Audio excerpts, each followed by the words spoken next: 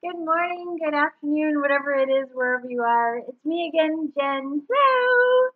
And I am reading today on August 11th. It is Tuesday, and I am still using Topaz's Journey into the Hidden Realms cards, which are a Barbara Moore deck. And the cards are, whoa, they're jumping out. The cards is done by Julia Jeffrey. Oh, I forgot that today. But either way, so Julia Jeffrey did these beautiful art pieces that look a little bit like, I'm going to say like colored pencil and pastel and maybe some watercolor stuff going on in there, because they're very muted tones and very beautiful sort of, even the back of the cards. I don't know if I showed these yet, but they're absolutely gorgeous. So we are working with these cards today. They are very earth-centered-ish. They are very of the fae and of the other realms sort of thing. So let's see what the fairies have to say today. Oh, look at that. Okay, this is beautiful. So we have the Two of Pentacles. And the Two of Pentacles is traditionally kind of a card of balance. And this one is a there is a lot of green in it because pentacles are of the earth. The element they represent is earth. They represent fertility and growth and finance and kind of that material sense of things. That it's a very grounded sort of cards, sort of suit. So this fairy, I guess she is, we'll call her a fairy. She is obviously very grounded. She is kind of laying down in the earth. And in the card, you can see the earth underneath too, which I'm going to guess is more like a cutaway rather than like it's dug up. But you can see the roots of these two flowers that are intertwined together. So you can tell it's kind of one of the same plant. I love the bright yellow in this. It's absolutely gorgeous. The flowers as well as the sky, which gives us that kind of sunny feeling about this card. Even though typically the card has someone on a shore who is kind of trying to balance things while there's a bit of a chaotic sea behind them and waves are sort of crashing and there are ships. So in this one, she seems a bit more relaxed. There is a lot of wind blowing through her hair, so maybe that's the kind of chaos that we see of the emotions and things like that moving in the air rather than in water. I like the connection to earth in this stem, in this root system that's down in there, because really it is showing that both of these choices, which is usually what the two coins represent in the person who's balancing them, these two choices are really kind of one and the same. They stem from the same place. They are stemming hopefully from the greater good. And you want to choose the one that is best for you, that leads you to a better place or leads you to learning and that kind of thing. She looks very contemplative. I feel like if I were to pull this card, the first thing that would come up is stop and smell the roses, stop and smell the flowers. Take your time, breathe in the moment. And again, really connect to the earth.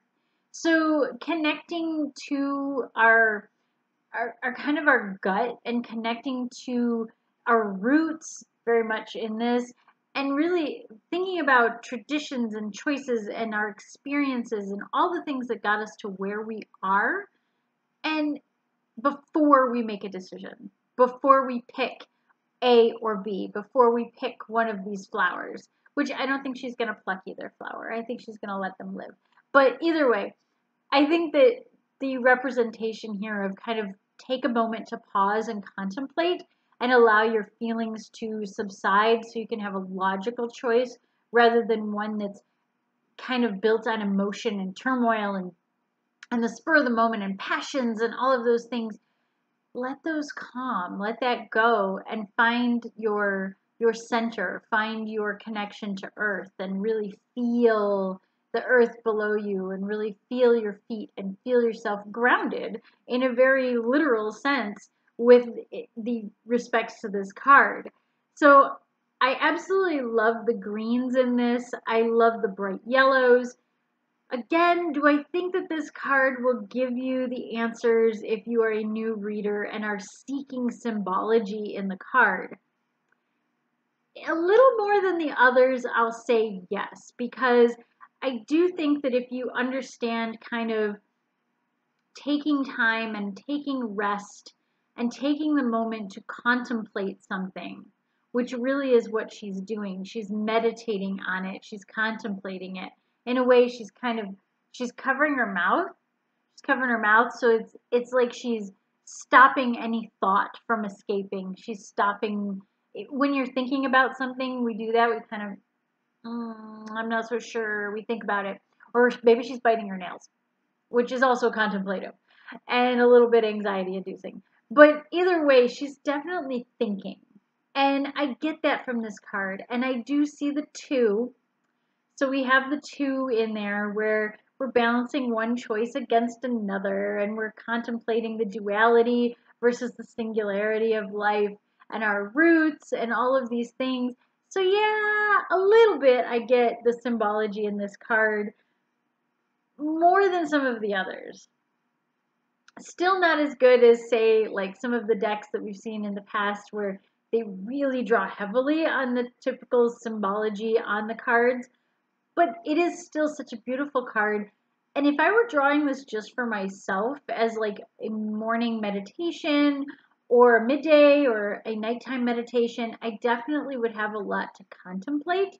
And it would slow me down and make me think of those choices that I made throughout the day or the choices I may make throughout the day. So I will say that as an advice giving card for self or for the reader, or for the querent, I would say that yes, it'll give you pause and it'll make you think about things. So that's good. Even if the symbology isn't there, the energy of the card is there. The idea of it and the ideals of this card are there to kind of stop and pause and think about it and weigh your obstacles, weigh the pros and cons, and think about those things. So again, another absolutely gorgeous card, and this one I do feel like attaches us a little better to the original symbology of the card. I really want to look through some of these and go, oh, are these flowers typical to the Pentacles? Are we doing like a 5-pointed flower? Because there are 5 petals, ish. There's definitely 5 petals on one of them, and the other one is kind of maybe got 5, maybe almost 6 petals. But either way, I can see how it makes that pentacle with the petals of the flower rather than just, oh, it is a flower. And yellow really doesn't tie back to pentacles, but the green definitely does. So there you go. Another absolutely beautiful card from the Journey into the Hidden Realms. As always, if you're interested in anything that I do with all the crazy stuff, tarot, belly dance, watching me desperately learn how to play the ukulele and the harmonica, or just looking at my stories and things like that, check out the description and the link below. And if you have any insight to these cards, please leave a comment. I love to see your comments. I love to see what you guys are up to. And yeah, I will see you tomorrow as we get into the middle of the week. Until then, stay cool, stay healthy, much love all around,